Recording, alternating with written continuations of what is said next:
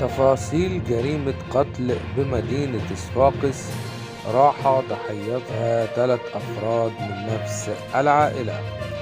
وفق المعطيات الأولية، الجريمة التي جدت فجر اليوم الخميس 8 جوان 2023 بحي الحبيب بصفاقس راح ضحيتها 3 أفراد من نفس العائلة، وهم الزوج وزوجته وهي أستاذة بإعدادية الجهة، وابنتهما وهي تلميذة في التعليم الأساسي. هذا وقد وصل منذ حين وكيل الجمهورية للمعاينة لمحاولة التعرف على ظروف هذه الجريمة التي جدت ليلة أمس عند منتصف الليل، علما وأن عملية القتل كانت طعنا بآلة حادة.